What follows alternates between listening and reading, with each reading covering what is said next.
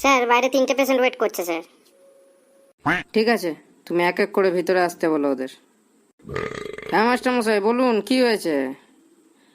ও বাবা, পচার শরীর খারাপ হয়েছে? ভটুবাবু পচাকে নিয়ে গাড়িতে করে আসছে? ঠিক আছে ঠিক আছে, ওদের আসতে বলুন তাড়াতাড়ি, আমি হসপিটালেই আছি। গাড়িটা চালাও তাড়াতাড়ি, নাহলে আমাদের পচা আর বাঁচবে না। চালাও তাড়াতাড়ি। চালাচ্ছি তো, আর কত জোরে চালাবো? দেখতে পাচ্ছ না?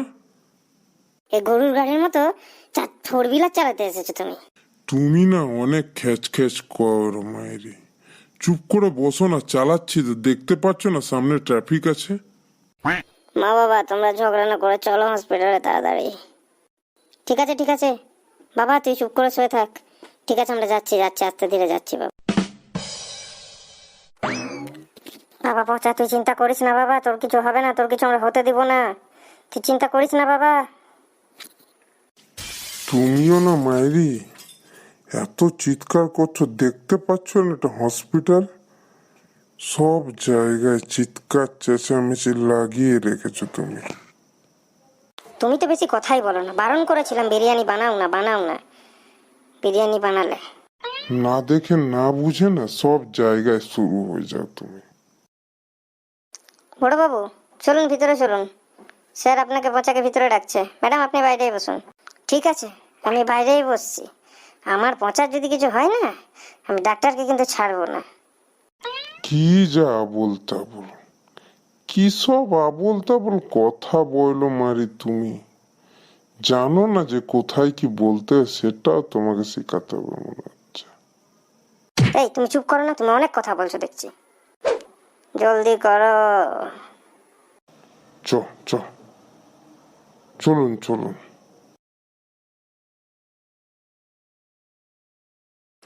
হ্যাঁ বটু, কি হয়েছে? পচার কি হয়েছে বটু বাবু? ডক্টর বাবু, কাল রাতে আমি বিরিয়ানি বানিয়েছিলাম, সেটা খেয়ে পচার এই অবস্থা। কতটা পরিমাণে বিরিয়ানি পচা খেয়েছে বটু বাবু?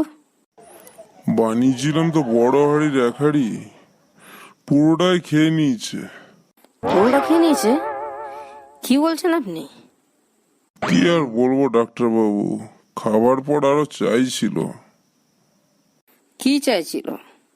বলছিল যে এটা খেয়ে ওর মনটা ভরেনি, আর একটু দেওয়ার জন্য বলছিল আমাকে। ঠিক আছে ঠিক আছে, আমি দেখছি, দাঁড়ান বটু বাবু কি হয়েছে ওর।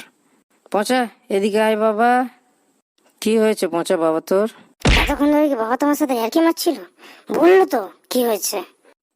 ঠিক আছে ঠিক আছে ঠিক আছে, এই এখানে শোয়, বেডটার মধ্যে শুয়ে পড়। হ্যাঁ বটু বাবু, পচার শরীরটা তো বিশাল দুর্বল হয়ে গেছে দেখছি। কি বলবো ডাক্তার বাবু, সকাল থেকে পটিতেই বসেছিল ডাক্তার বাবু।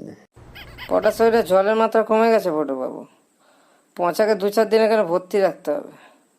কি বলছেন ডাক্তার বাবু, ভর্তি রাখতে হবে? এটা শুনে তো আমার গিন্নি আমার উপর ফেটে পড়বে।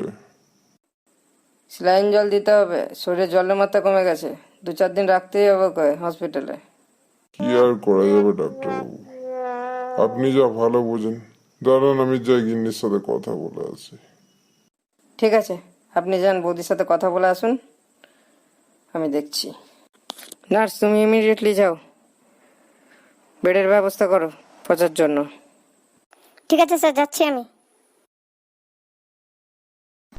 গিন্নি, পচাকে 2-1 দিন ভর্তি রাখতে হবে, ডাক্তার বলছে জলের পরিমাণে কমে গেছে শরীরে। হ্যাঁ জলের পরিমাণ কমে গেছে? কি করে কমলো? কি হয়েছে পচার? আমার পচাকে বাঁচাতেই হবে। গিন্নি তুমি চুপচাপ থাকো না, এখন এত জোর চিৎকার চেঁচামেচি করো না। কি করবে সেটা এখন বলো। কি আর করবো, পচাকে ভর্তি রাখতে হবে 2-1 দিন। ঠিক আছে, তাহলে আমি গিয়ে ডাক্তারের সাথে কথা বলে আসছি। পরবর্তী পার্টে আমরা জানবো যে পচার সাথে কি হয়েছে। তো বন্ধুরা আপনাদের কাছে একটাই রিকোয়েস্ট, চ্যানেলটি যদি আপনারা না সাবস্ক্রাইব করেছেন তো সাবস্ক্রাইব করে নিন, আর লাইক করুন ভিডিও ভালো লাগলে। আর পরবর্তী ভিডিও কিছুদিনের মধ্যেই আসতে চলেছে, তো আমরা নতুন নতুন ভিডিও বানাচ্ছি, কমেন্ট বক্সে জানান যে আপনাদের কেমন লাগছে।